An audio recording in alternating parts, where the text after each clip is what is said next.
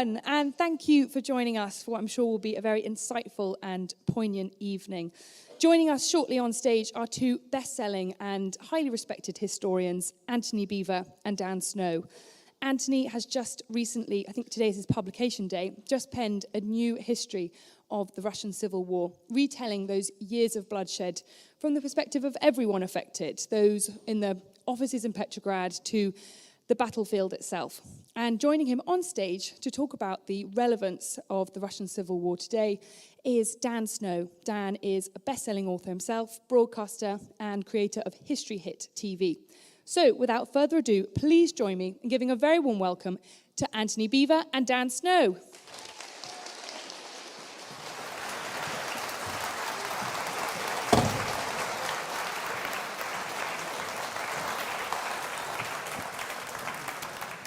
Hello, everybody. Welcome, welcome, welcome. Great to see you all.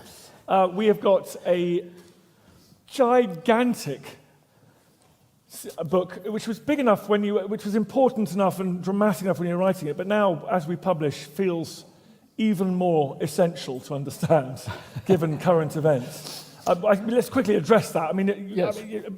Had you finished it by the time the build-up began and Putin made his decision? Yes, all of that was finished at that particular time.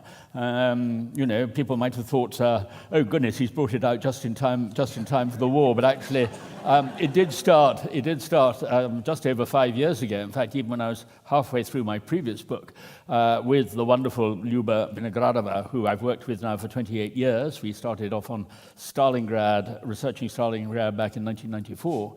And Lyuba, as I said, started 5 years ago on this when I was still halfway through the previous book. So without her, it simply wouldn't have worked, because she got all of this fabulous material from the archives, these personal accounts, diaries, letters, and all the rest of it. We're going to talk about that, because we've been thinking how to structure this, because we're talking about the First World War, we're talking about the Russian Revolution, and then the Civil War. It's gigantic. We're not going to get through it all in sort of 90 minutes. So what we want to do is take advantage of some of that wonderful research you've done and talk about some of the individuals and some of the people you met along the way, and as a way of highlighting these different moments of catastrophe over this period. But first of all, I'm asking, as a huge Antony Beevor fan, weaned on Stalingrad and graduated to all your other books, is this Russia has a big presence in your writing. Is this a book you were impelled to write? Is this the great story, the origin story of so much of what followed? Yes, I think one could describe it, and it's vital to understand the chain of cause and effect and all the rest of it, all the way through from the First World War right through to what we're actually seeing in Ukraine today. I think most historians will accept that the First World War was the original catastrophe of the 20th century. But the interesting thing about the Russian Revolution, which was sort of the end of the First World War, the aftermath as well of the First World War, is the way that it was probably the most influential conflict, because from the clash, this ferocious clash between red and whites, you get the polarization between basically fascism and communism, which led to the Second World War, the Cold War, and all the rest of it. So I think it's one of the reasons, or it's one of the indicators that we have tended to underestimate, I think, the importance of the conflict in the past. But the reason for me for doing it in a way was to sort of understand, as I'd hoped to do a long time ago, to understand this process of cause and effect. And I actually started in 1990 working on the subject. Unfortunately, my publishers at the time basically said, no, we've got a much better idea for you, and forced me to drop it. Thank goodness, because I wasn't up to it. I wouldn't have done the subject justice. And the Russian archives weren't open at that particular stage. So now you're older and wiser. Yes. Let's get into. So you're older and wiser than you were at Stalingrad. This is going to be an absolutely extraordinary book in that case. Let's get into it. Remind us, because we're so used to talking about the First War, aren't we? In terms of the West, the mud and blood of the Western Front, the travails of Britain in Gallipoli and other fronts and its allies. Remind me of the scale of the Western Front, of the Eastern Front in the First World War, and the intensity of fighting.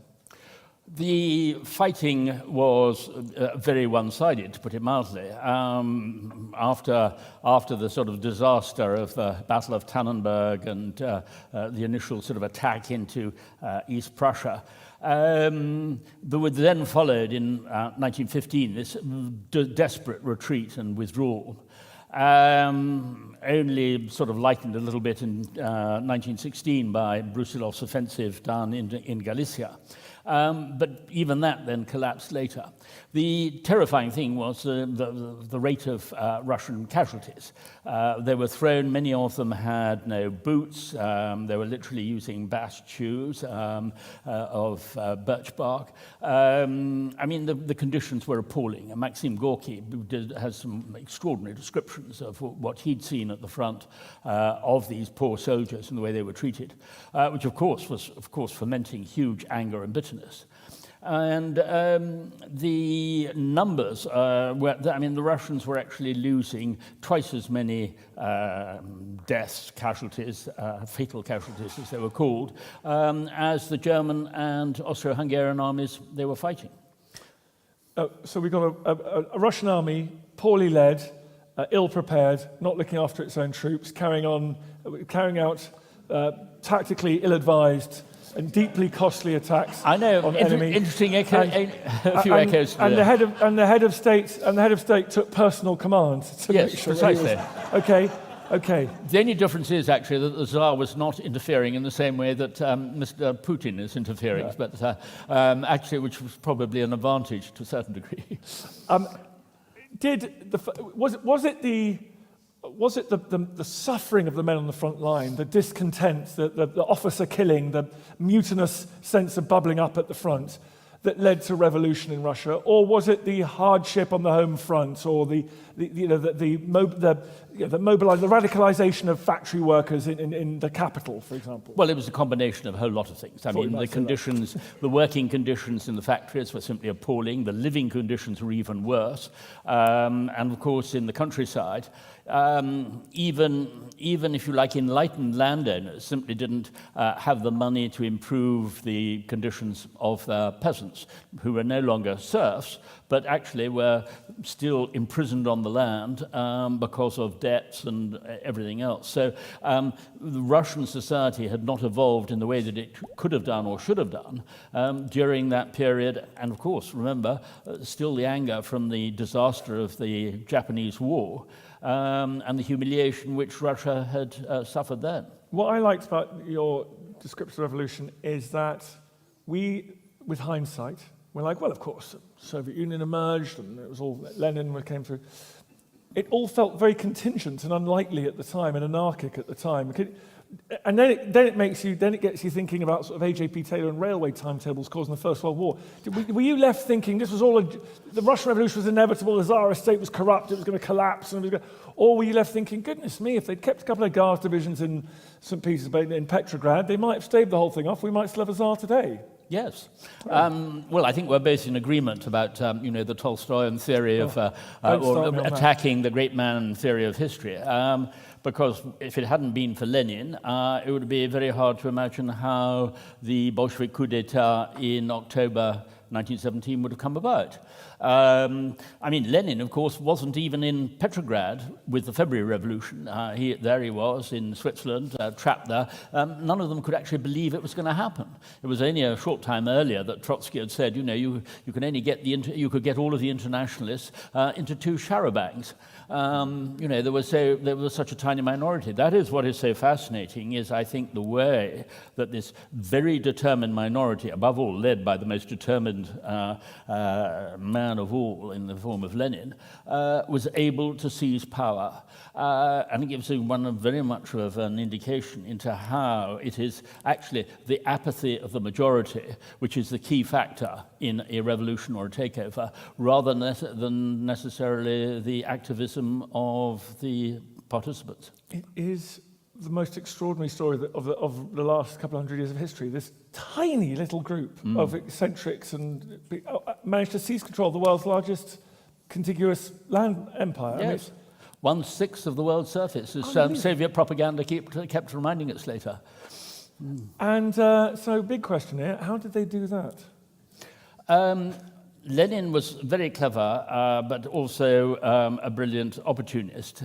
What the anger and the frustration which built up both amongst, if you like, the peasants, the soldiers at the front, and, of course, the factory workers, was he could appeal to it by making basically three promises. One was that the workers would take over the factories. The other was that the peasants could take over the land. And the third one was that he was going to end the war, when in fact, of course, he was determined to turn the imperialist war into an international civil war.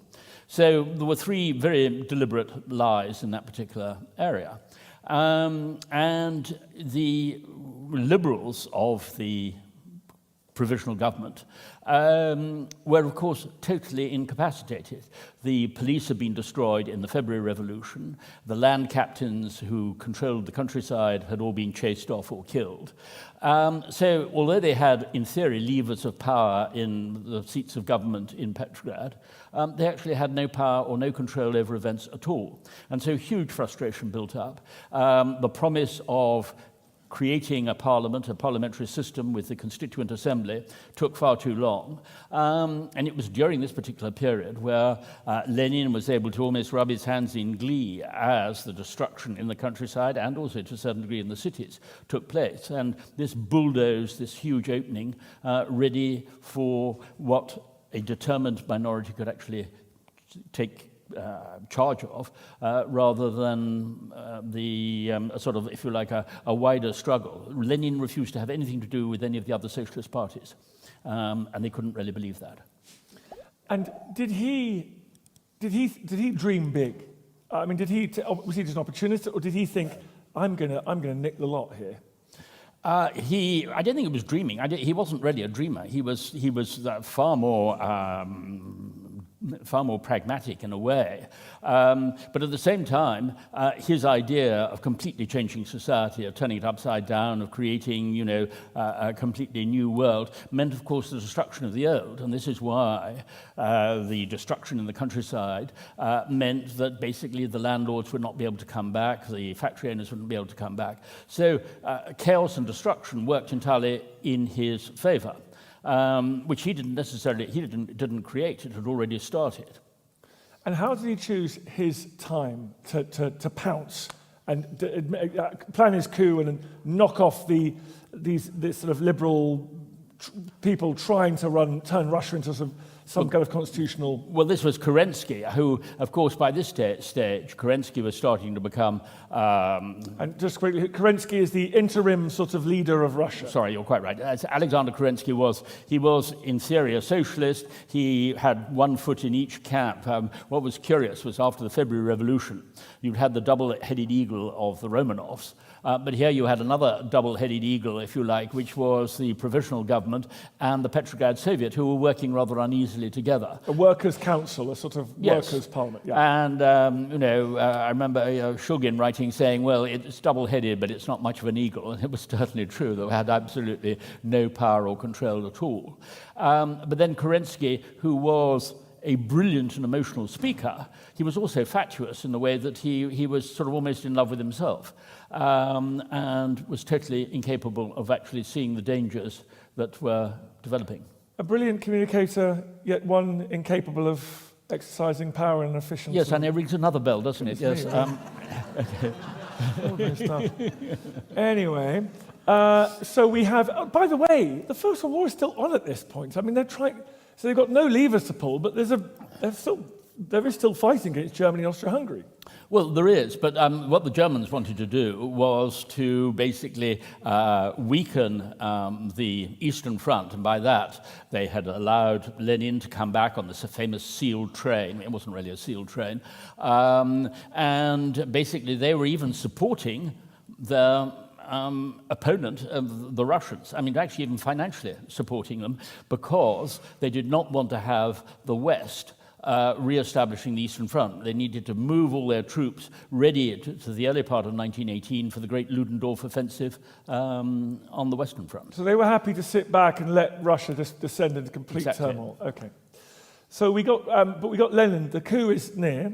Mm-hmm. How do you go about Was it a matter of seizing a few buildings with this determined minority? What are the mechanics of that coup? Well, the mechanics also, to a large degree, depended on the total demoralization of the officers, not just of the ordinary soldiers. I mean, the ordinary soldiers were already demoralized. Even the Cossacks, who had defended the Tsarist regime in the past, often quite ferociously with their whips and sabers, they now were so infuriated with the way they felt they were treated. I mean, I remember at one particular point in one of the garrisons, the soldiers wanting to know which side the Cossacks were going to take. And the Cossack pointed at the bowl of lentils and rotten herring, which they'd been given, and saying, do you think we're going to sort of risk our lives for something like that? And so already things were starting to move. The only people who were loyal were actually the police. But they, of course, were soon to be massacred as soon as the February Revolution broke out. So the hated police are sort of swept aside, the prop of the government. Lenin and his, it's a matter of, it's Petrograd and Moscow, is that you've got to dominate those two places? Petrograd was the key at the beginning. Moscow was always going to be a few days later, but the fighting started in Moscow just literally sort of 2 or 3 days later. Yeah. And you're struggling to find men prepared to die for this interim government, yes. Basically. Well, this is what I mean also about the whole question of apathy. You know, many of them just wanted to see who's going to come out on top, rather, before you take your decision. But you're not going to man the barricades to the last drop of blood to keep these kind of feckless idiots in charge. That is certainly true. The only ones who were prepared to do it, of course, were the young ones. I mean, I don't know if you remember in sort of, you know, the film of Dr. Zhivago, sort of the young cadets. Well, I mean, that was very much the case, where these young cadets, known as Junkers, were the only ones really prepared to fight for the Tsar. But that was, I'm afraid, you know, the innocence and bravery of youth. So they seize key buildings. Now, if there's no levers to pull, and there's no network and organisation in the countryside, how does Lenin go about building that? He's got the Kremlin, he's got the important buildings in the capital, Petrograd, or in what is now St. Petersburg. But how does he start getting his tentacles back in to get this place under control? Well, by calling a sort of a conference, a congress, and in this particular way, what they've done is they've, of course, been infiltrating the Soviets, like these councils. The Petrograd Soviet was by now almost entirely run by the Bolsheviks, who'd brought in various people. Some of them, of course, were not necessarily Bolsheviks on the surface, but they were left socialist revolutionaries who were fellow travelers. And they were therefore able to start sort of dictating decisions.